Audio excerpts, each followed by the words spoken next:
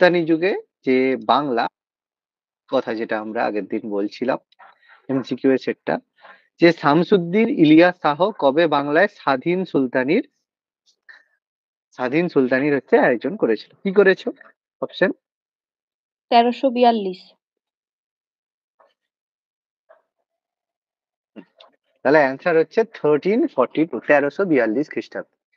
তো এটা আমরা অলরেডি ডিসকাস করেছিলাম যে বাংলায় দুটো ডাইনেস্টি, ইলিয়াস শাহী তারপরে হুসেন শাহী ডাইনেস্টি এস্টাবলিশ হয়েছিল, মাঝখানে হাবসি শাসন ছিল, যেটাকে আমরা বাংলার ইতিহাসে বাংলার ক্ষেত্রে একটা অন্ধকারাচ্ছন্ন যুগ বলে থাকি। ওকে, তো সেখানে আমাদের 1342 খ্রিস্টাব্দে শামসুদ্দিন ইলিয়াস শাহ, যাকে শাহ ডাইনেস্টির ইলিয়াস শাহ বংশের ফাউন্ডার হিসেবে কনসিডার করা হয়, বাংলায় স্বাধীন সুলতানি সাম্রাজ্যের প্রতিষ্ঠা করেছে।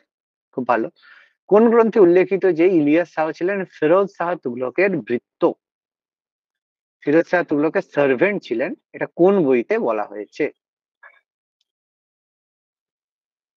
আচ্ছা, তারিকি ফিরোজ শাহী। আচ্ছা, বাকিটা কি করেছো? তারিখি ফিরোজ শাহী এই বলেছে যে যেহেতু সেটা ফিরোজ শাহ তুগলকের বায়োগ্রাফি, এই সেন্সে, তাই তো? সেই সেন্সে বলছো? হ্যাঁ স্যার, হ্যাঁ হ্যাঁ। বুঝতে পারছি, সেই সেন্সে বলছো।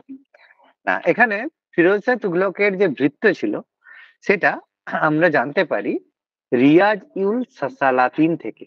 রিয়াজুল সালাতিন যে বই রয়েছে, রিয়াজুল সালাতিন, এই বইটাকে আমরা যে সোর্স হিসেবে বলি, যেখানে বলা যায় যে ইলিয়াস শাহ ফিরোজ শাহ তুগলকের একজন সার্ভেন্ট বা ভৃত্য ছিলেন। ওকে, নেক্সট। কোন ঐতিহাসিক মন্তব্য করে যে ইলিয়াস শাহ সিংহাসন আরোহণ করে সুলতান শামসুদ্দিন ভাংরা বা ভাঙখোর উপাধি গ্রহণ করেছিলেন? হিস্টোরিয়ানের স্টেটমেন্ট। কি করেছো?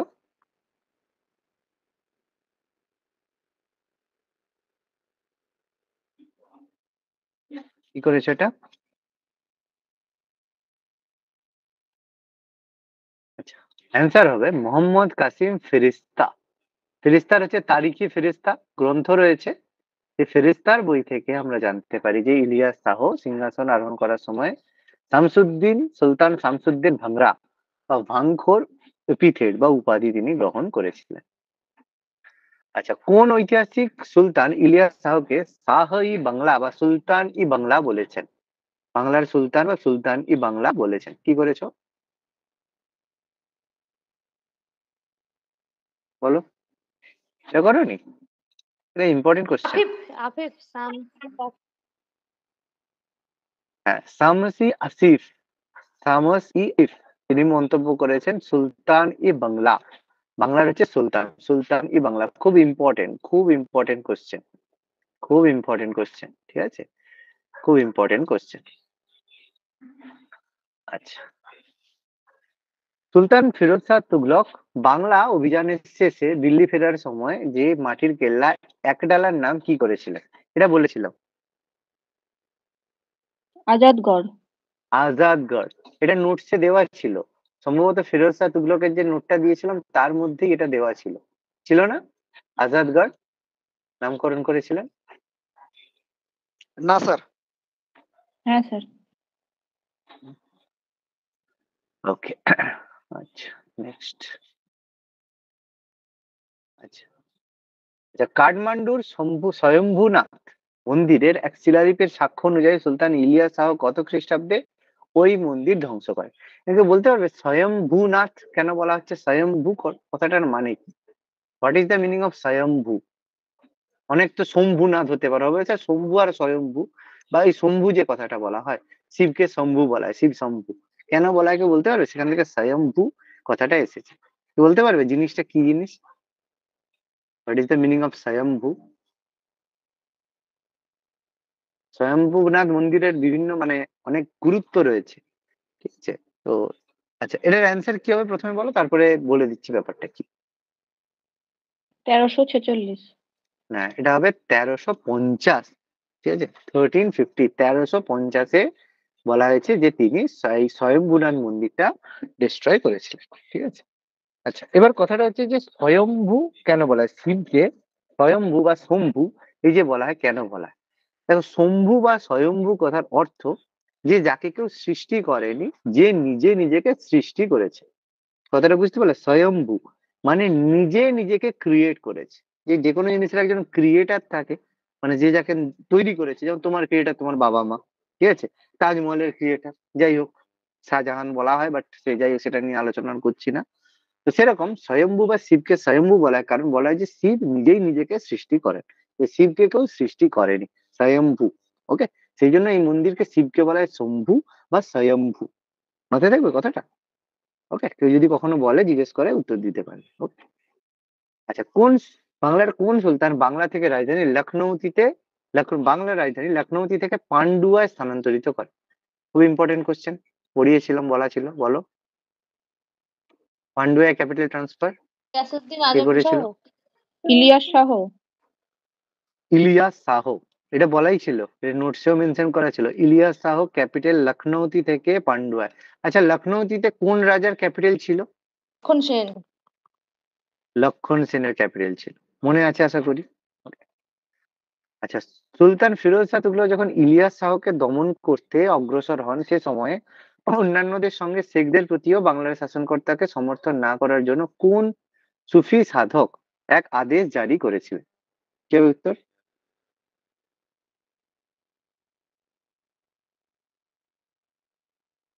কি হবে উত্তর? আলাউল হক। আখি সিরাজউদ্দিন।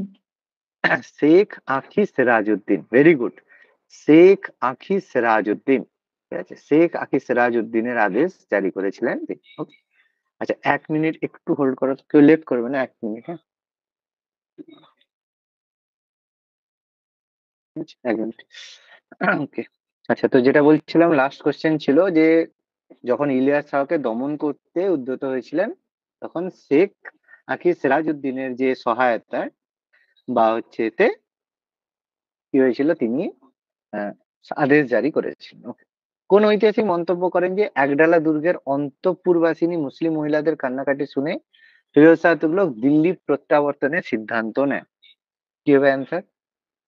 যে খুব মানে একদম যাকে বলা হবে মানে ভীষণ বড় ফলোয়ার হবে, মানে ফিরোজ শাহ তুগলকের ফলোয়ার, মানে সব থেকে করাপ্টেড পার্সনের হচ্ছে ফলোয়ার যেতে হবে আর কি। কি হবে উত্তর? সিরাজ আফিফ। ওকে, হ্যাঁ, অ্যান্সারটা হবে সামাস ই সিরাজ আসিফ। ঠিক আছে, সামাস ই সিরাজ আসিফ, অপশন এ। আচ্ছা, নেক্সট। সুলতান ফিরোজ শাহ তুগলকের বিরুদ্ধে যুদ্ধে ইলিয়াস শাহের কোন হিন্দু সেনাপতির নাম তারিখ ই মুবারক শাহিতে পাওয়া যায়? খুব ইম্পর্টেন্ট কোশ্চেন, খুব ইম্পর্টেন্ট কোশ্চেন, স্টার কোশ্চেন। পারবে? স্টার কোশ্চেন এটা। কালা পাহাড়। না, কালা পাহাড় নয়। এটা কালা পাহাড় তোমরা অন্য একটা ইয়ে থেকে বলছো, বুঝতে পারছি, কোন একটা গল্প থেকে বলছো। সেই সহদেব। সহদেব, ঠিক আছে। মনে রাখবে যে মানে তোমার ফিরোজ শাহ তুগলকের সেনাপতিদের মধ্যে একজন ছিল, মানে পাণ্ডব, মনে রাখবে পাণ্ডবদের, ঠিক আছে? নকুল সহদেব, সহদেব নামটা মনে রাখবে, ঠিক আছে? সেইভাবে মনে রাখলে হবে। তো এর নাম হচ্ছে সহদেব, খুব ইম্পর্টেন্ট কোশ্চেন। খুব রিপিট, বারবার কোশ্চেনটা বিভিন্ন জায়গায় এই কোশ্চেনটা রিপিট হয়েছে। আচ্ছা, সুলতানি পর্বের কোন ঐতিহাসিকদের লেখা থেকে জানা যায় যে বাংলায় পাইক, এই যে পরবর্তীকালে পাইক বিদ্রোহ হয়েছিল, বাংলার পাইক নামে পরিচিত বা পদাতিক বাহিনী রণনিপুণতার জন্য বাংলার আবু বাঙ্গালাহ বা বাংলার জনক নামে খ্যাত? পাইক, এখান থেকে পরবর্তীকালে পাইক বিদ্রোহ। কি হবে উত্তর? পাইক মানে পদাতিক সিপাহীকে বলা হতো, পরবর্তীকালে এই পাইক একটা মানে ট্রাইবাল হয়ে যায়। খুব ইম্পর্টেন্ট, বলতে পারবে? আনসার হবে বারানি, জিয়াউদ্দিন বারানি। ভালো কোশ্চেন এটা, ঠিক আছে? ইম্পর্টেন্ট বলবো না, বাট কোশ্চেনটা ভালো, মানে এটা চুজ করতে পারে, ঠিক আছে? ভালো কোশ্চেন এটা। আচ্ছা, ফিরোজ শাহ তুগলকের দ্বিতীয় বঙ্গ অভিযান কালে বাংলার সুলতান কে ছিলেন? সিকান্দার শাহ। সিকান্দার শাহ। সিকান্দার শাহ। সিকান্দার শাহ। এটা বলেছিলাম, প্রথমবার ইলিয়াস শাহ তারপর সিকান্দার শাহ, তার সময় অনাক্রমণতা চুক্তি হয়েছিল। আশা করি মনে আছে, ফিরোজ শাহ তুগলকের সেকেন্ড টাইমে সিকান্দার শাহ ছিল, মেনশন করেছি। কোন সুফি সাধক ইলিয়াস শাহের সমসাময়িক ছিলেন না? না বলেছে, ঠিক আছে, ভালো করে বলবেন না।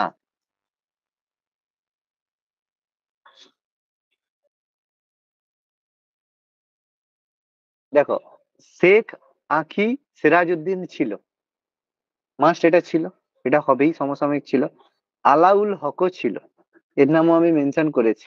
এবার কোশ্চেন হচ্ছে শেখ রাজা বিয়াবনি না শেখ জাহিদ, কি হবে অ্যান্সার?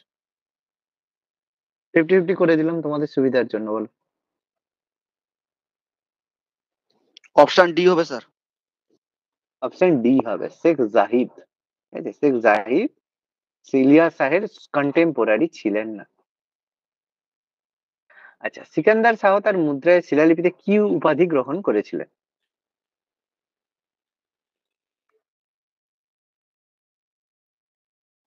কি হবে? আবুল মুজাহিদ সিকান্দার শাহ, সুলতানুল আজম, সুলতানুল মুআজ্জম, না সবগুলো? সবগুলো। সবগুলোই হবে, ঠিক আছে, অল অফ দ্য অ্যাবভ, সব উপাধিগুলোই ছিল। এই বইয়ের কোশ্চেন হলে এরকমই হয়, বুঝতে পারছো? তো বইয়ের কোশ্চেনে এটা রিস্ক নিতে পারো, কিন্তু এক্সামের কোশ্চেনে এই রিস্কে যাবে না, তারা ভালোভাবেই জানে। সর্বপ্রথম ইমাম বা খলিফা উপাধি গ্রহণ করেন কে? সর্বপ্রথম খলিফা উপাধি গ্রহণ করেছিল কে? গিয়াসউদ্দিন আজম শাহ। Very good, Giasuddin Azam Shah. গিয়াসউদ্দিন আজম শাহ সর্বপ্রথম ইমাম বা খলিফা উপাধি গ্রহণ করেছিলেন। খুব ভালো কোশ্চেন, এটা ইম্পর্টেন্ট কোশ্চেন। আচ্ছা, তো সুলতানি আমলে ভারতের সব থেকে বড় মসজিদ পান্ডুয়ায় আদিনা মসজিদ, এ মন্দির মন্দির ছিল, মন্দির থেকে মসজিদ, কোন স্থানের মন্দিরের অনুকরণে গঠিত? দামাশকাসের মসজিদ। দামাস্কাস। দামাসকাসের মন্দিরের অনুসরণ, ঠিক আছে। দামাসকাসের প্রেজেন্টলি নাম কি বলতো? দামাসকাস প্রেজেন্টে?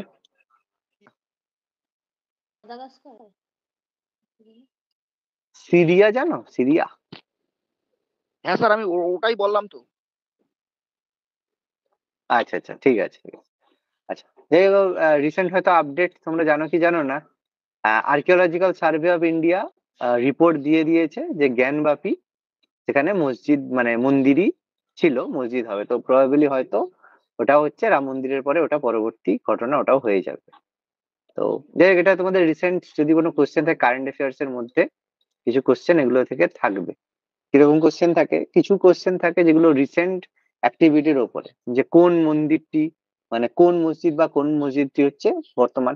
এটা ভাববে স্যার হিস্ট্রিতে, এটা কারেন্ট অ্যাফেয়ার্স এর কোশ্চেন না, তোমাদের কারেন্ট হিস্ট্রিতেও কিছু কারেন্ট অ্যাফেয়ার্স এর হিস্ট্রি অনুযায়ী কিছু কোশ্চেন থাকে, তো এগুলো জিনিস কিছু একটু খেয়াল রাখবে, ওকে। আচ্ছা, সুলতান সিকান্দার শাহ কোন যুদ্ধে তার পুত্র গিয়াসউদ্দিন আজমের হাতে পরাজিত ও নিহত হন? কি হবে? পাড়া। গোয়ালপাড়া। গোয়ালপাড়া। গোয়ালপাড়া, ঠিক আছে, গোয়ালপাড়াতে, ভেরি গুড। আচ্ছা, মিথিলারাজ শিবসিংহের সভাপতি বিদ্যাপতির কোন গ্রন্থের ভিত্তিতে ঐতিহাসিকগণ মনে করেন যে মিথিলারাজ শিবসিংহের হাতে পরাজিত গৌরেশ্বর হলেন গিয়াসউদ্দিন আজম শাহ? কি করেছো? বস বড় কোশ্চেন, এটা পারবে না, পারবে?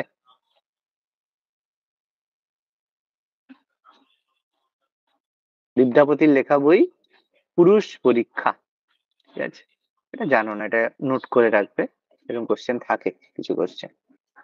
আচ্ছা, কোন বঙ্গেশ্বর 12,000 মিশকাল বা মিশরীয় মুদ্রার ব্যয়ে মক্কায় বাব ই উম্মাহানি ফটকে একটি মাদ্রাসা নির্মাণ করেন? অনেক বেশি মাদ্রাসা ফাউন্ডেশন হয়েছিল কার সময়?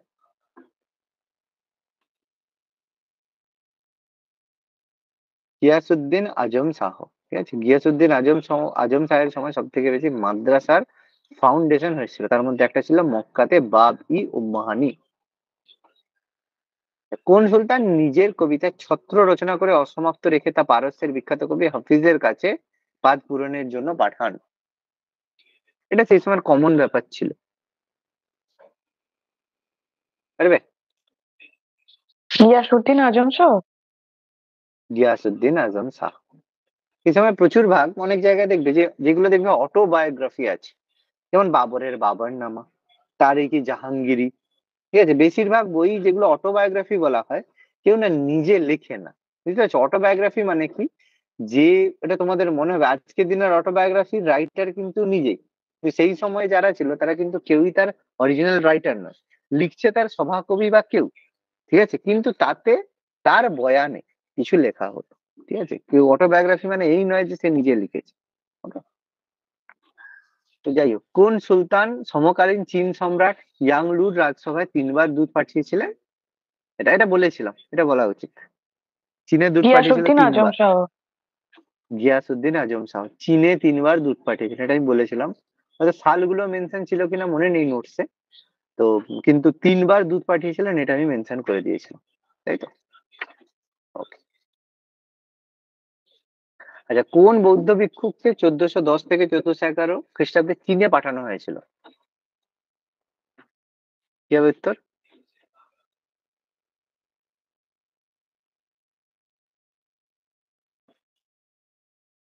তারানাথ। কি করেছো বলো, বলো আরেকবার বলো, কি বললে? তারানাথ। তারানাথ বলছো? না, লালা তারানাথ তো বাবা এই সময়ের নয়। লালা তারানাথ তো ছিল তোমার কি বলে মৌর্য এই কি বলে পাল এম্পায়ারের সময়, পালা এম্পায়ারে। এটা হচ্ছে মহারত্ন উমরাজ, ঠিক আছে? উমরাজের সময় ছিল। অপশন সি হবে। আচ্ছা, চীন সম্রাট প্রেক্ষিত দৌত্য বাহিনীর দোভাষী হিসাবে মাহুয়ান কবে খ্রিস্টাব্দে? এটা বলেছিলাম, মাহুয়ান। কিন্তু সালটা তোমাদের প্রবাবলি মেনশন করা নেই, মাহুয়ানের নাম মেনশন করা আছে, বলতে পারবে কবে এসেছিল?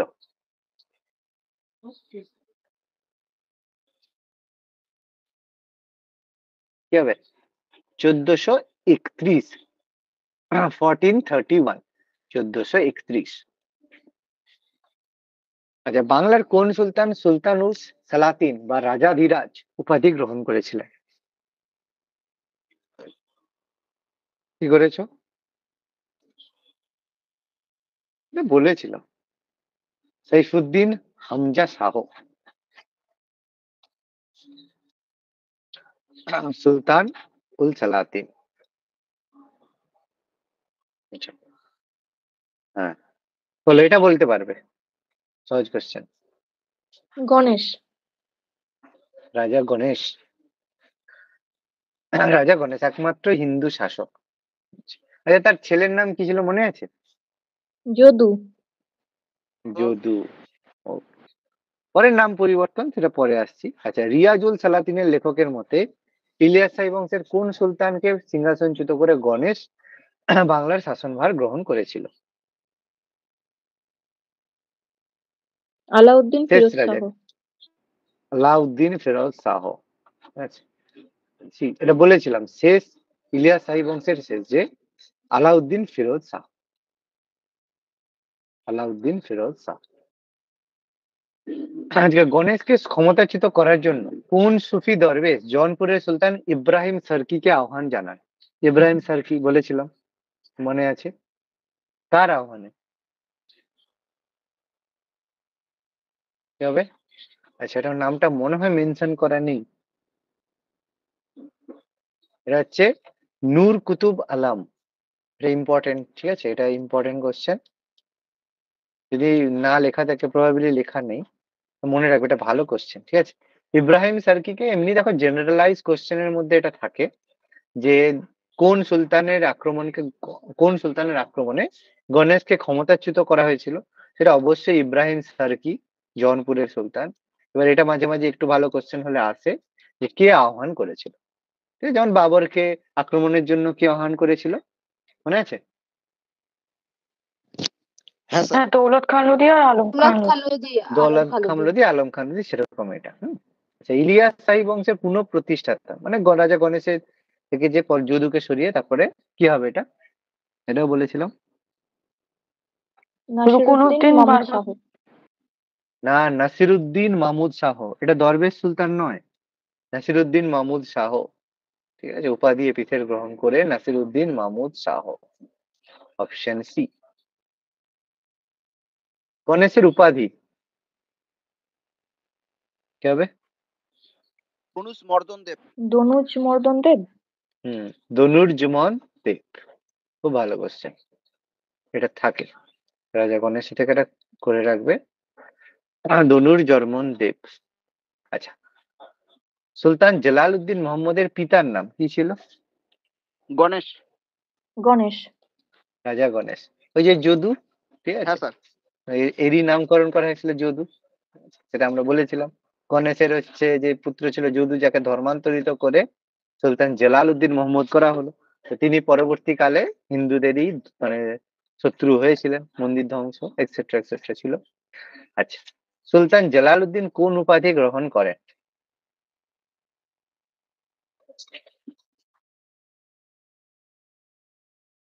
কি হবে? খলিফাতুল্লাহ। খলিফাতুল্লাহ। ওকে। আচ্ছা, সুলতান জালালউদ্দিন মোহাম্মদের সভাকবি কে ছিলেন? বৃহস্পতি মিশ্র। বৃহস্পতি মিশ্র। কি হবে? বৃহস্পতি মিশ্র না শ্রীধর কবিরাজ ছিল মোহাম্মদের? না, বৃহস্পতি মিশ্রই ছিল। ঠিক আছে, বৃহস্পতি মিশ্রই ছিল। অপশন বি, জালালউদ্দিন মোহাম্মদের সভাকবি বৃহস্পতি মিশ্র ছিলেন। আচ্ছা, এটা বল, এটা পারবে। তার মৃত্যুর পরে গণেশের শাসনের অবসান ঘটে? শামসুদ্দিন আহমেদ শাহ। শামসুদ্দিন আহমদ শাহ। শামসুদ্দিন আহমদ শাহ।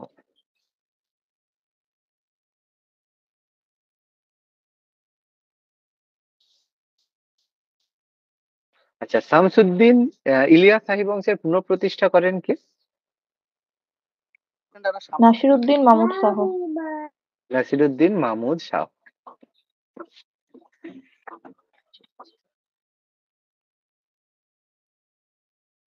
নাসিরুদ্দিন মাহমুদ শাহ।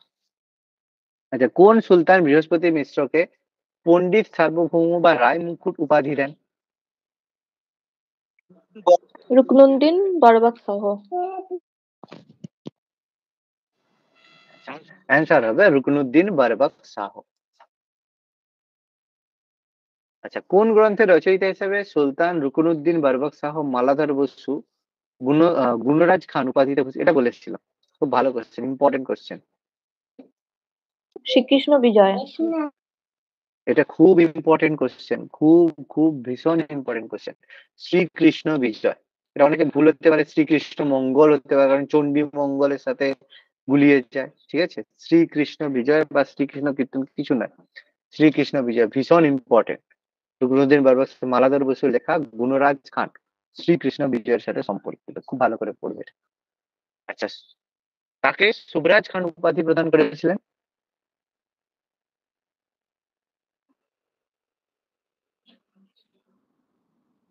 সুবর্ণ বণিক কুলধর। ঠিক আছে।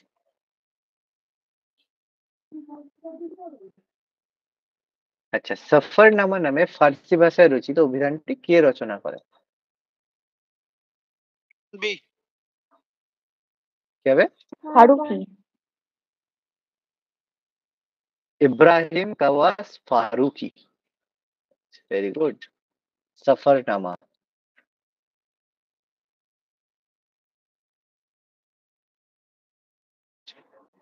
সাইফুদ্দিন ফিরোজ কবে বাংলার আবিসিনা হাবসি শাসনের সূচনা করেন? হাবসি শাসন, ব্ল্যাক পিরিয়ড বলা হয়। অপশন 87। 87, 1487, 1487। হাবসি বংশের শেষ শাসকের নাম কি? মুজাফফর। শামসুদ্দিন মুজাফফর। শামসুদ্দিন মুজাফফর। বাংলার কোন সুলতান নিজেকে আল ফজিল বা আল কামিল রূপে দাবি করেছিলেন? রুকনুদ্দিন বরবাক শাহ। রুকনুদ্দিন বরবক শাহ। Very good. আচ্ছা, ইব্রাহিম কাওয়াস ফারুকির সফরনামা গ্রন্থটি কোন সুলতানের পৃষ্ঠপোষকতায় রচিত? রুকনুদ্দিন বরবাক শাহ। রুকনুদ্দিন বরবক শাহ। গৌড়ের কোটওয়ালি দরওয়াজা কোন সুলতানের আমলে নির্মিত হয়? সিকান্দার শাহ সম্ভবত স্যার। সিকান্দার শাহ। হ্যাঁ, সিকান্দার শাহ। কোতওয়ালি দরওয়াজা। আমি ফাউন্ডেশন গুলো, আচ্ছা তোমাদের এর ফাউন্ডেশনের পিডিএফটা কি দিয়েছিলাম? দিল্লি সুলতানের যে স্থাপত্যের পিডিএফটা দিয়েছিলাম না দেওয়া হয়নি এখন? স্যার আমি আপনাকে বলেছিলাম কিন্তু আপনি দেননি। এখনো দেওয়া হয়নি না ফাউন্ডেশন? আচ্ছা, না স্যার। হয়ে গেছে, ওটা হয়ে গেছে, আমি দিয়ে দিচ্ছি। ওটা ওটা আমি বলেছিলাম দেবো, ওটা আমি এখন দিয়েছি কিনা আমার এই মুহূর্তে মনে নেই। ঠিক আছে, ওটা আমি দিয়ে দিচ্ছি। ওখানে ফাউন্ডেশন গুলো সব ওখানে আছে, ঠিক আছে। হয়ে যাবে স্যার। আচ্ছা, ওর ওর মনে হয় বুকস এন্ড অথার্স গুলো আমি অ্যাড করছিলাম। আচ্ছা আচ্ছা, বুকস এন্ড অথার্সটা, হ্যাঁ আচ্ছা ওটা হয়ে গেছে, বুকস এন্ড অথার্সটা হয়ে গেছে, ওটা দিয়ে দিচ্ছে। আচ্ছা, আলাউদ্দিন হোসেন শাহ বাংলার সুলতান হন কত খ্রিস্টাব্দে? 92। 1493। 1493, 1493, 1493। স্যার আচ্ছা, সুলতান আলাউদ্দিন হোসেন, বলো বলো। স্যার ওটা তো স্যার নোটসে স্যার তো 92 আছে স্যার। 92? আলাউদ্দিন হোসেন শাহ বাংলার সুলতান। হ্যাঁ স্যার ওটা 92। আলাউদ্দিন হোসেন, আচ্ছা এটা কি হবে এক্ষুনি এটা দেখাচ্ছিলাম। Mahabharat Panchali, Mahabharat Panchali sir important. Option B. Paragal Khan. খুব ইম্পর্টেন্ট বুকস। এটা হচ্ছে পারাগল খাঁ, খুব ভালো বই, খুব ইম্পর্টেন্ট। আলাউদ্দিন হোসেন শাহের সাকর মল্লিক বা রাজস্ব সচিব কে ছিলেন? রেভিনিউ কালেক্টর কে ছিলেন? রূপ গোস্বামী। রূপ গোস্বামী। বা ভেরি গুড, ভেরি গুড। রূপ গোস্বামী ছিলেন তার ট্যাক্স কালেক্টর বা রাজস্ব সচিব।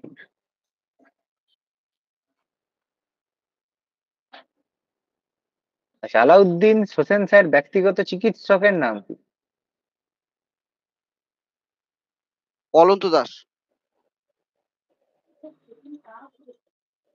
কি হবে? অনন্ত দাস। অনন্ত দাস?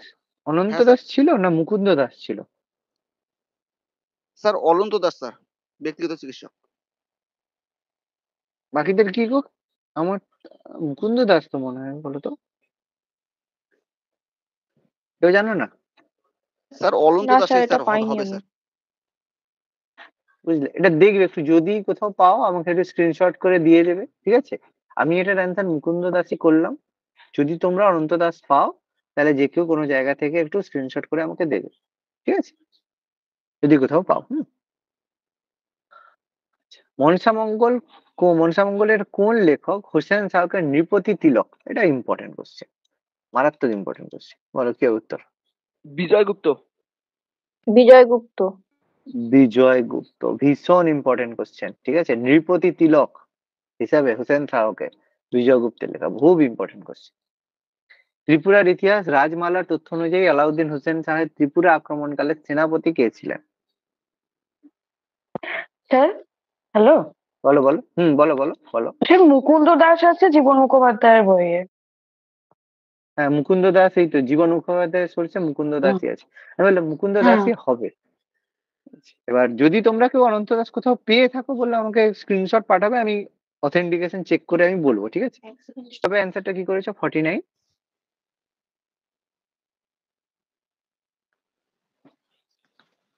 আচ্ছা আচ্ছা, আচ্ছা গোসাই মল্লিক, এটা হবে গোরাই মল্লিক আর হৈতান খা উভয়ই হবে, অপশন সি। আচ্ছা, কেউ কিছু বলছিলে আর?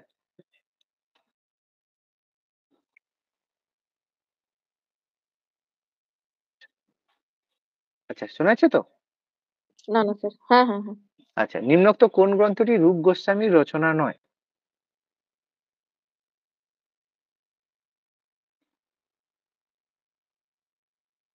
রূপ অপশন এ। গোস্বামীর কোনটা কোনটা জানো?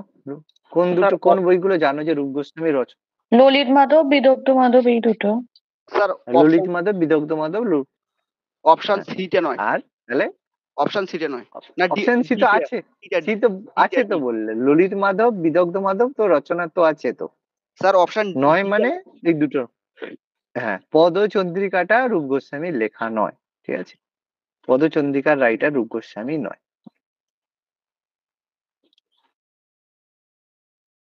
আচ্ছা, বাংলার কোন সুলতানের রাজত্বকালে পর্তুগিজ থারভেমা আর বারবোসা বাংলায় আসেন?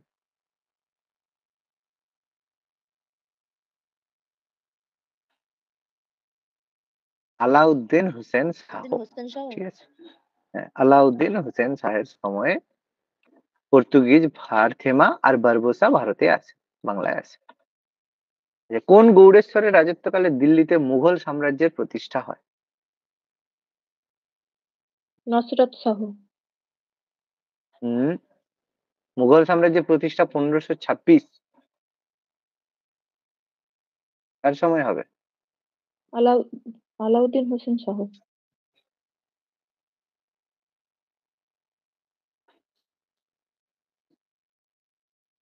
আচ্ছা, তুজুকি বাবরি গ্রন্থে বাবর উল্লেখিত বিখ্যাত 5 জন ভারতীয় মুসলিম শাসকের মধ্যে বাবর বাংলার কোন শাসকের নাম উল্লেখ করেছেন? নসরত শাহ। নসরত শাহ। নসরত শাহ।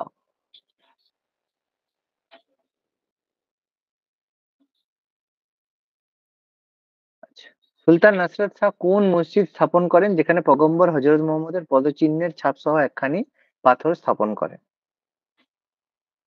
বড় সোনা মসজিদ। সোনা মসজিদ। না, এখানে কি হযরত মুহাম্মদের ওটা তোমাদের মেনশন করা নেই প্রবাবলি, এটা প্রবাবলি মেনশন করা নেই। এখানে একটা কথা বলো, হযরত মুহাম্মদকে কি নামে পরিচিত? মোহাম্মদের একটা নাম, মোহাম্মদ সাহেবের একটা নাম রসুল বলা হয়, জানো তো না জানো না? জানো তো রসুল বলা হয়। না স্যার, এটা হবে জানি না। কদমশুল মসজিদ। একদম কদম সুল নয়, কদম রসুল। কদমশুল, হ্যাঁ। কদম মানে পা, রসুল মানে আমাদের হযরত মুহাম্মদ সাহেবকে বলা হচ্ছে। তাহলে হযরত মুহাম্মদের পদচিহ্ন মানে কি? কদম রসুল, মানে যেখানে রসুলের কদম পড়েছে, মানে রসুলের পা পড়েছে। কি বলছি বোঝা গেছে? মনে থাকবে তো ব্যাপারটা? হ্যাঁ, ঠিক আছে। একদম। রসুল বলা হচ্ছে হযরত মোহাম্মদ সাহেবকে বলা হয় রসুল। ঠিক আছে, অনেক নাম আছে, ঠিক আছে, সেই হিসেবে রসুল বলা হয়। রসুল কথার অর্থ হচ্ছে পগম্বর। পগম্বর মানে যে তোমাদের দেখায়, পথ দেখায়। যেমন আমাদের হচ্ছে হযরত মোহাম্মদ কি বলে মহাবীর, ঠিক আছে, একদম পগম্বর বলা। গৌতম বুদ্ধ পগম্বর বলা। পেগম্বর মানে পগম্বর বা পেগম্বর মানে কি, যে কারো মেসেজ নিয়ে মানে করে আর কি, মানে মেসেজ করে আর কি, বুঝতে পারছো, মানে বহন করে, দূত। ঠিক আছে, সেই হিসাবে কদম রসুল।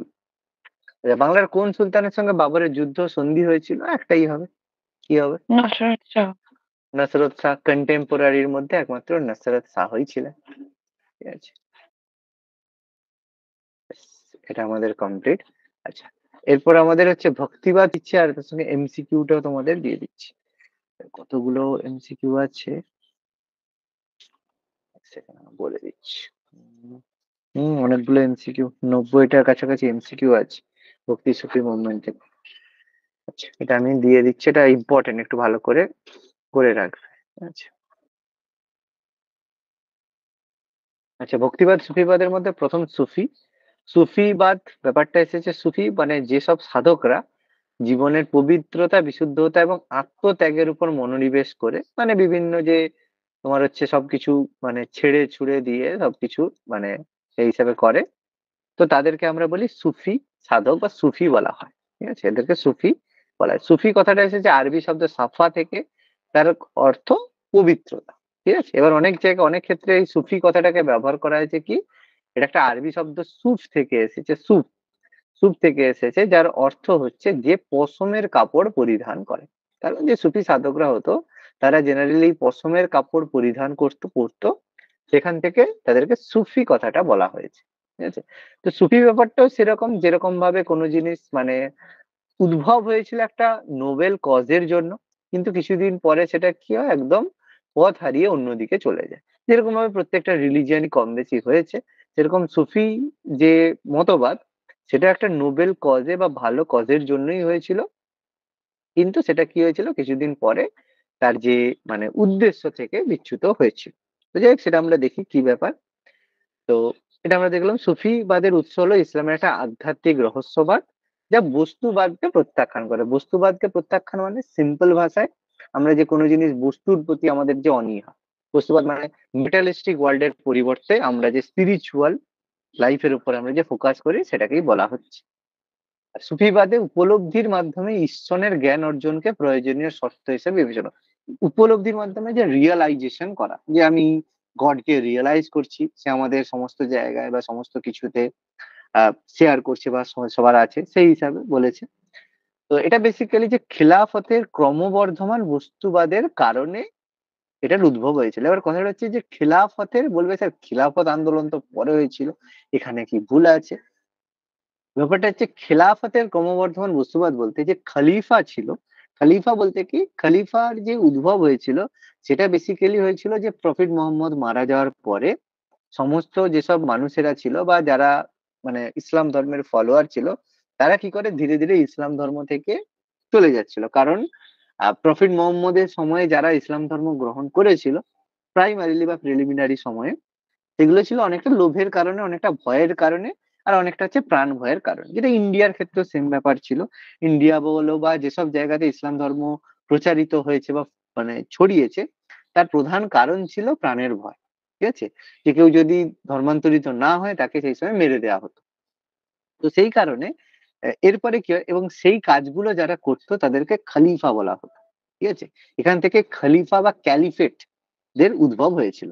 তো ক্যালিফেট বা খলিফারা যখন পাওয়ারফুল হলো, তারা কি করে বিভিন্ন বস্তু ভিত্তিক জিনিসের উপরে তারা আকৃষ্ট হয়। মানে এই সোনা দানা বলো বা অন্যান্য জামা কাপড় বলো বা এইসব জিনিসের প্রতি মানে বেশি বাড়ে, যেটা স্বাভাবিক দেখা যায়। এর কারণে পারস্যের কিছু ধর্মিক মানুষ, যারা অনেকে যারা ইসলাম ধর্মকে যারা ফলো করতো, মানে যারা ইসলাম ধর্মের অ্যাকচুয়াল ফলোয়ার ছিল, তারা কি করে সেখান থেকে সুফি হয়ে যায়। অর্থাৎ সুফিবাদের উদ্ভব হয়েছিল একটা নোবেল কজের জন্য, যেরকম আমাদের প্রতিবাদী ধর্মের উদ্ভব হয়েছিল, সেরকম সুফি ধর্মের উদ্ভব হয়েছিল যে ইসলামের ক্রমবর্ধমান বস্তুবাদের কারণে। তো এই গোঁড়া মুসলিমদের বাহ্যিক আচরণের ওপর, গোঁড়া মুসলিম যারা হয় তারা বাহ্যিক আচরণের উপরে জোর দেয়, আর সুফিরা আভ্যন্তরীণ বিশুদ্ধতার উপরে জোর দেয়। দেখবে অনেক মুসলিম থাকে কি, যে কোনো মুসলিমের দাঁড়িয়ে থাকা মানে কি, তার মানে সে কোনোদিন মিথ্যে কথা বলে না। ঠিক আছে, তো এরকম কিছু ব্যাপার স্যাপার থাকে। এরকম কোনো ব্রাহ্মণ, সে ভালো ব্রাহ্মণ পরিধান করে, সে তার মানে সে মিথ্যে কথা বলেন। ব্যাপারটা সেরকম যে আমাদের কাছে মনে হয় যে বাহ্যিক আচরণগুলোর মাধ্যমে রিলিজিয়ানকে অনেকে শো অফ করার চেষ্টা করে, যে আমি দিনে 5 বার নামাজ পড়ি, তার মানে আমি একজন সাচ্চা মুসলিম। ঠিক আছে? আমি সকালবেলা ঠাকুর প্রণাম করি, তার মানে আমি হচ্ছে একদম মানে একদম পিওর হিন্দু। কোনটাই এর সাথে কোনো সম্পর্কিত না। তো বাহ্যিক আচরণের মাধ্যমে এইভাবে কোনো কিছু জিনিস ফলো হয় না। তো সেই কারণে সুফিবাদ ছিল বেসিক্যালি আভ্যন্তরীণ বিশুদ্ধতার উপরে জোর দিয়ে করা হয়েছিল। এর উদ্ভব হয়েছিল ওয়াহাদ উদ উল ওয়াজুদ নীতি থেকে উদ্ভব, যে তার বেসিক্যালি উদ্ভব ছিল যে এই নীতি থেকে ওয়াদাত উল ওয়াজুদ, মানে এর বেসিসে যে বলা হয়েছিল যে কোনো জিনিসের ওয়াদাত ওয়াজুদ মানে কোনো জিনিসের ওয়াজুদ, ওয়াজুদ মানে ওয়াজুদ মানে কোনো জিনিসের যে রিয়েলিটি, সে যে সেই জায়গায় অবস্থান করছে তার যে রিয়েলিটি, তার বেসিসে, যার প্রবর্তক ছিল ইবান উল আরবি। তো এখান থেকে সুফি সাধকরা দুটো ভাগ হয়েছিল। একটা হতো সাহারা বলা হতো, যারা ইসলামীয় আইন মেনে চলতো, আর বলা হতো বেসাহারা, যারা ইসলামীয় আইন মেনে চলতো না। তো সাহারা বেসাহারাতে ভাগ ছিল। আর বেসাহারার মধ্যে সন্ন্যাসিনী রাবেয়া ছিল প্রথম দিকের সুফি সাধিকা। তার মানে প্রথম দিকে যে এই ব্যাপারটা মেয়েদের মধ্যেও কিন্তু প্রাথমিক অবস্থায় যে রিলিজিয়াস কজ, এই কারণে তাদের মধ্যে কিন্তু ব্যাপারটা ছিল। আর তারা যে জায়গায় বসবাস করতো তাকে খানকা বলা হতো। ঠিক আছে, আর যারা শিক্ষক হতো তাদেরকে পীর বলা হতো। পরবর্তীকালে কি হয় বুঝতে পারছো, যে এরা কি করে, যে যার একটা নিজের পাওয়ারফুল একটা একটা মানে গোষ্ঠী গঠন করে। ঠিক আছে, যেখান থেকে পীর হয়। এখনকার দিনে পীরের দরবারে, পীর মানে বেসিক্যালি যারা টিচার হতো, রিলিজিয়াস যারা টিচার হতো তাদেরকে পীর বলা হতো। পরে দেখো তারা অন্যরকম যাই হোক হয়ে গেছে। আর যারা শিষ্য হতো তাদেরকে মুরিদ বলা হতো। সুফিবাদে বেসিক্যালি পীর এবং মুরিদের মধ্যে যোগাযোগ করার জন্য সুফিবাদের উদ্ভব হয়েছিল। প্রাথমিক দিকে এটা মুলতান এবং পাঞ্জাবে থাকলেও পরে এটা কাশ্মীর, বাংলা, বিহার এবং সাউথ ইন্ডিয়াতে ছড়িয়ে পড়েছিল। তো সুফিবাদের যে পর্যায়কে 3টে ফেজে বলা হয়। প্রথম পর্যায়, ফার্স্ট পর্যায়ে খানকায়, মানে খানকায় যে খানকায় বসবাস করতো, এটাকে সোনালী গোল্ডেন, সোনালী রহস্যবাদের যুগ বা গোল্ডেন মানে একটা এর যুগ বলা হতো। এটা দশক শতকের শুরু থেকে, মানে 900 থেকে 900 কাছাকাছি সময়, 900 এর সময়টাকে বলা হয়ে থাকে। সেকেন্ড পর্যায়ে কে বলা হয় তারিকা। তারিকা হচ্ছে 1100 থেকে 1400, যেখানে সুফিবাদ প্রাতিষ্ঠানিক রূপ পায়, মানে একটা অ্যাজ এ প্রতিষ্ঠান হিসেবে রূপ পায়, প্রতিষ্ঠান মানে একটা অর্গানাইজেশন হিসেবে রূপ পায়। আর তৃতীয় পর্যায়ে হয়েছে তারিফা। তারিফায় গিয়ে 15 শতকে মানে 1400 পরবর্তী সুফিবাদ জনপ্রিয় হয়ে যায়। 3টে ফেজে সুফিবাদের আমরা বলে থাকি। এবার এখানে আমাদের পড়তে সুফিবাদের বিভিন্ন সিলসিলা। জেনারেলি বলা হয় ভারতে এরকম মানে 12টা সিলসিলা বা সম্প্রদায় ছিল। সব পড়তে হবে না, যেগুলো যেগুলো থেকে আমি ইনফরমেশন পেয়েছি সেগুলো আমি দিয়ে দিয়েছি। ফাউন্ডার শেখ সাহাবুদ্দিন সুরাবর্দী মঞ্জুর, মূল কেন্দ্র ছিল মুলতান, জনপ্রিয় করেছিল শেখ বাহারুদ্দিন জাকারিয়া। আর ইলতুৎমিশ এই এই শেখ বাহারুদ্দিন জাকারিয়াকে শেখ উল ইসলাম হিসেবে নিয়োগ করেছিল। প্রথম সম্প্রদায়টা হচ্ছে সুরাবর্দী সম্প্রদায়, সুরবর্দী সিলসিলা বা সুরবর্দী সম্প্রদায়। সিলসিলা বা সম্প্রদায়, সুরবর্দীকে অনেক জায়গায় সোহারাওয়ার্দীও বলা হয়ে থাকে। ওই জন্য আমি দুটো একই জিনিস মানে প্রোনাউন্সিয়েশন চেঞ্জ হয়, সেই কারণে দুটো মেনশন করে দিয়েছি। চিশতি সম্প্রদায় খুব ফাউন্ডার খাজা মাইনুদ্দিন চিশতি, মূল কেন্দ্র ছিল আজমির। এটা 1142-এ পারস্যে জন্মগ্রহণের পরে পৃথ্বীরাজ চৌহানের মৃত্যুর আগে এসেছিলেন। এই মাইনুদ্দিন চিশতি দাবি করেছিলেন যে তার কারণে পৃথ্বীরাজ চৌহানকে পরাজিত করা সম্ভব হয়েছিল, এরকম একটা তিনি দাবি করেছিলেন।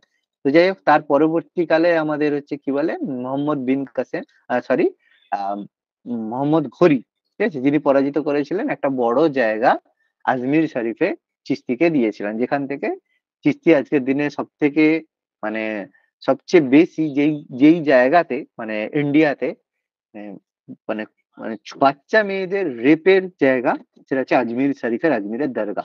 এটা নিয়ে আজমির 92 একটা মুভি বেরিয়েছে, প্রচন্ড কেস।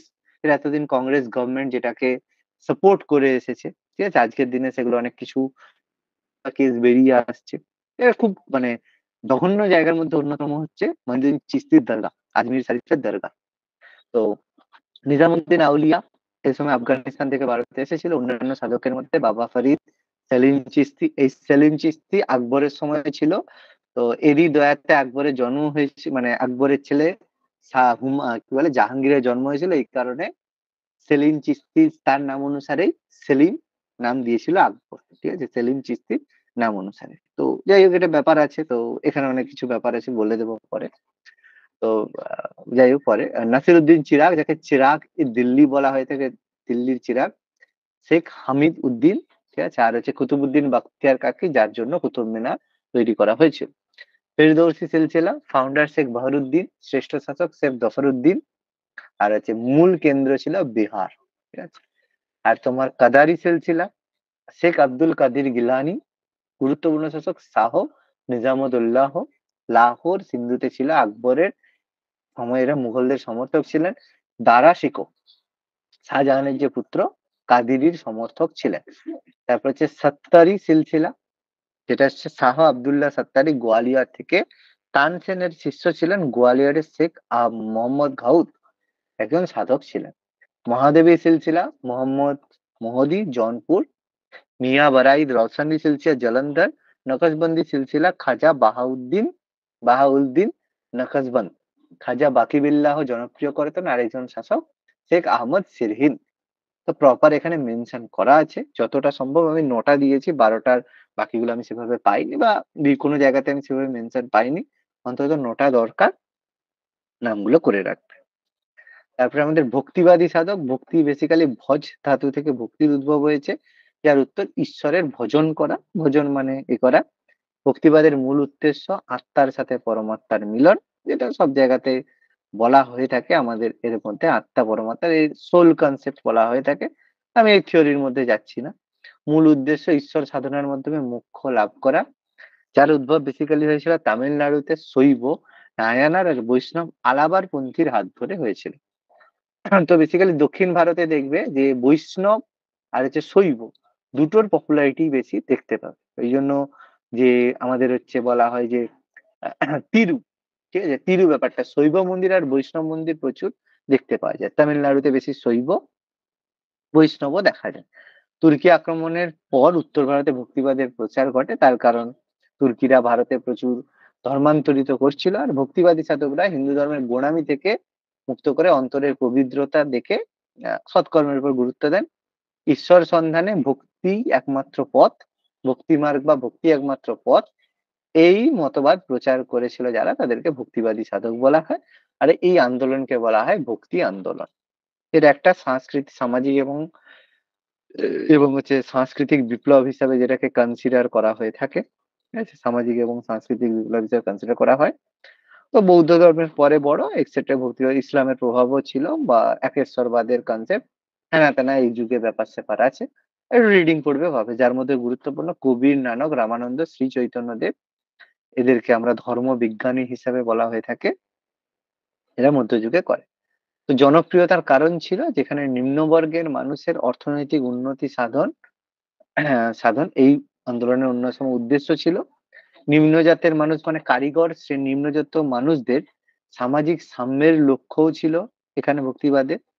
আর ভক্তিবাদী সাধারণ লোক প্রচলিত ভাষায় প্রচার চালাতো। প্রচলিত ভাষা মানে সাধু ভাষা, চলিত ভাষা, এটা জনগণরা বুঝতে পারতো। সংস্কৃতের কোনো ব্যাপার ছিল না। ঠিক আছে, এই জন্য কি হয় যে কবি, রামানন্দ এরা একত্রিত হয়ে এইগুলো ছড়িয়ে পড়েছিল। তারপর প্রবক্তাগণের মধ্যে আদি শঙ্করাচার্য, শঙ্করাচার্য কারণ নাম নয়, এটা পোস্ট, সেই সময়ে শঙ্করাচার্যের নাম ছিল, এটা পরবর্তীকালে এখন পোস্ট হয়েছে। যে শঙ্করাচার্য সম্পর্কে পরে বুঝবে। কেরালার কালেন্দিতে জন্ম, বই দর্শন তত্ত্ব আছে। উনি বহু জায়গায় মঠ প্রতিষ্ঠা করে ধর্ম প্রচার করেছিলেন, যাকে বলা হয় হিন্দু ধর্মে তিনি রিফর্ম করেছিলেন। ডিটেলস আমি বেশি ভেতরে যাব না, পড়লে জানবে। রামানুজ আচার্য বিখ্যাত তার বিশিষ্ট অদ্বৈতবাদ সম্পর্কে, তার বিখ্যাত গ্রন্থ বেদান্ত সংগ্রহ, এখানে ব্রহ্মসূত্র, ভাগবতী সূত্রের আলোচনা করেছেন। আর তার ভক্তি ধর্মের তিনি আদি প্রচারক ছিলেন। তার প্রচার কেন্দ্র ছিল কাঞ্চি আর শ্রীরঙ্গম। চোল রাজাদের বিরোধিতার ফলে তিনি হোয়সেল রাজ্যে গিয়ে সেখানে বৈষ্ণব ধর্ম প্রচার করেছিলেন। যার প্রচারের মাধ্যমে, ভক্তির মাধ্যমেই প্রকৃত মুক্তি লাভ সম্ভব, এটা তার বক্তব্য ছিল। মাধবাচার্য দ্বৈত মতবাদের সমর্থক। তিনি ব্রহ্মাণ্ডকে দুটো ভাগে ভাগ করেন, অস্বতন্ত্র আর স্বতন্ত্র। তারপরে নিম্বার্ক, এগুলো ডিটেলস তোমরা ছোটখাটো একটু দেখতে পারো, খুব একটা অসুবিধা নেই। রঘুনন্দন। আর ভক্তিবাদীর মধ্যে কিছু সম্প্রদায় যেটা ভাগ ছিল, সগুণ আর নির্গুণ। সগুণ মানে যারা রাম এবং কৃষ্ণের আরাধনা করতেন, যারা পৌত্তলিকতায় বিশ্বাসী ছিল, মানে সামাজিক আচার রীতিনীতির বিরুদ্ধে উদার ছিলেন না। তো বেসিক্যালি পৌত্তলিকতা মানে মূর্তি পূজায় যারা প্রচারিত ছিলেন, যদিও হিন্দুরা মূর্তি পূজা করে না, তবুও এখানে পৌত্তলিকতা মানে মূর্তি পূজা ব্যাপারটা নয়। ঠিক আছে, তো এটা কি জিনিস সেটা যাই হোক তোমরা পরে দেখবে, খুব বেশি আমি বোঝাবো না, তো পরে বুঝবে।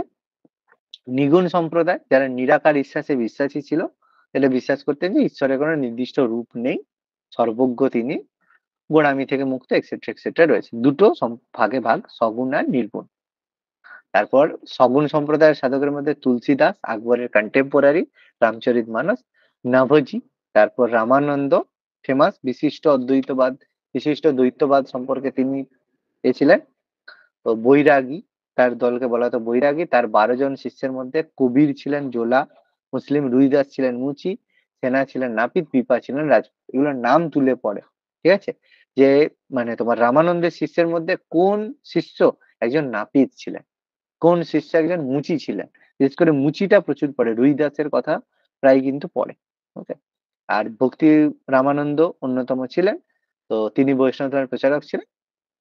বাকি জাতিভেদ প্রথা এক্সেট্রা এক্সেট্রা এইসব গল্প সবই কম বেশি আছে। হ্যাঁ, তিনি একটা জিনিস মনে রাখবেন, তিনি প্রথম উত্তর এবং দক্ষিণ ভারতে ভক্তি আন্দোলনের মধ্যে যোগসূত্র স্থাপন করেন। এই জিনিসটা পরীক্ষায় এমসিকিউ এর মধ্যে আসে। উত্তর দক্ষিণ ভারতের মধ্যে ভক্তিবাদী আন্দোলনের যোগসূত্র স্থাপন করেছিল কে? রামানন্দ। এই কারণে রামানন্দ ফেমাস। ওকে, বল্লভাচার্য নাম হয়তো শুনেছ, কৃষ্ণের উপাসক ছিলেন। পুষ্টি মার্গের প্রতিষ্ঠাতা। সুরদাস, অন্ধকবি সুরদাস, সুরসাগর লেখা বই। শ্রী চৈতন্য দেব, এনার সম্পর্কে বলার কিছুই নেই। তো মানে কিছুই নেই বলতে এত কিছু আছে, কিন্তু মানে বলার মতো কিছু ব্যাপার নেই। যারা বেঙ্গলি সাবজেক্ট তারা শ্রী চৈতন্য সম্পর্কে কম বেশি জানো, বোঝো। আর যারা জানো না তাদের জানার খুব বেশি দরকার নেই, কারণ এটা শুধুমাত্র একটা অন্যরকম ফিলিংস এর মধ্যে রয়েছে। তো যাই হোক, তো আমরা হিস্ট্রি হিসেবে হিস্ট্রির মতোই জানবো। তার প্রচারিত ধর্মকে গৌড়ীয় বৌদ্ধ বৈষ্ণব ধর্ম বলা হয়ে থাকে। ঠিক আছে, গৌড়ীয় বৈষ্ণব ধর্ম। মেনশন করে দিয়েছি, কিছু কিছু জায়গায় আমি হাইলাইট আরো করে দেবো যেসব জায়গাগুলো আছে। আর তারপরে মীরাবাই, তো মীরাবাইয়ের হচ্ছে মেবারের রাজ পরিবারের সদস্য ছিলেন। তো এরা ডিটেলস তোমরা গুগল করলে পাবে। তো যাই হোক সেসব ব্যাপার, তিনি অনেক মীরার পদাবলী রচনা করেছিলেন। আর নীলগুণ সম্প্রদায়ের মধ্যে কবির, তার ফেমাস যে ঈশ্বর আল্লাহ রাম রহিমের মধ্যে ভেদাভেদে বিশ্বাস করতেন না, তার কাছে ঈশ্বর এক অভিন্ন ছিল, তার মধ্যে ভগবান মন্দির মসজিদে নেই এক্সেট্রা। তিনি দোহা রচনা করেছিলেন। তো তার কবিরের মতে এই তীর্থস্থান, পুণ্য স্নান বা শাস্ত্র পাঠ, এইসব আচার অনুষ্ঠান পালনে কেবলমাত্র তোমার মনের পবিত্রতা দিয়ে ঈশ্বর লাভ সম্ভব। আর দোহাগুলো ফেমাস ছিল, অমূল্য সম্পদ। তো যাই হোক এগুলো আমরা কম বেশি জানি। গুরু নানক, যেখান থেকে শিখ ধর্মের ফাউন্ডেশন, তিনি মূর্তি পূজা, জাতিভেদ প্রথা এইসবের বিরোধিতা করেছিলেন। তো তার মতে হচ্ছে যাই হোক মতগুলো তো দেওয়াই আছে। দাদু দাদু বা এটা দাদু দয়ালই হয়, সুন্দর বসা নামে পরিচিত। তার মতবাদ বাণীতে তিনি সংকলিত করেছিলেন। তিনি পরম ব্রহ্ম নামে একটি মানে সম্প্রদায় গঠন করেছিলেন। আর ছোট্ট করে কিছু মারাঠা সন্ত আছে এর মধ্যে, সেটা হচ্ছে জ্ঞানেশ্বর, নামদেব, একনাথ, তুকারাম। এই নামগুলো পড়েছে। তুকারাম হচ্ছে আমাদের শিবাজির সঙ্গে, শিবাজির মানে গুরুর মধ্যে ছিলেন। রামদাস, পুরন্দর দাস এক্সেট্রা এক্সেট্রা রয়েছে। এটা ভক্তিবাদী সুফিবাদী মারাঠা সন্তটা এক্সট্রা আমি অ্যাড করে দিলাম, মারাঠাতে যে কিছু ছড়িয়ে পড়েছিল তার বেসিসে। ওকে, তাহলে এটা তোমাদের পরের দিন থাকবে। তোমাদের এই ভক্তিবাদী সুফিবাদের পিডিএফ প্লাস এমসিকিউ আমি দিয়ে দিচ্ছি, ঠিক আছে? কালকে ক্লাস থাকবে না, সামনের সপ্তাহে তোমাদের ওই বুধবারের দিকে ক্লাস থাকবে। আমি রুটিনটা রেডি করে তোমাদের দিয়ে দিচ্ছি। তো সামনের যে সপ্তাহ আসবে সেখানে তোমাদের হচ্ছে মোঘলটা হয়ে যাবে। মোঘল হলে টোটাল আমাদের মোঘলটা এন্ড হয়ে যাবে। আর ওয়ার্ল্ড হিস্ট্রিটা আমার একটু বাকি আছে, ওটার নোটটা আমাদের ওটা বেশি কিছু বাকি নেই, কারণ হচ্ছে তোমার ওই রুশ বিপ্লবটা বাকি আছে। ওটা আমি করিয়ে দেবো। মোটামুটি ওয়ার্ল্ড হিস্ট্রি বেশি বাকি নেই। ওটা ওটা হয়ে গেলে, সেকেন্ড ওয়ার্ল্ড ওয়ার হয়ে গেলে ওটা আমাদের ওয়ার্ল্ড হিস্ট্রিও কমপ্লিট হয়ে যাবে।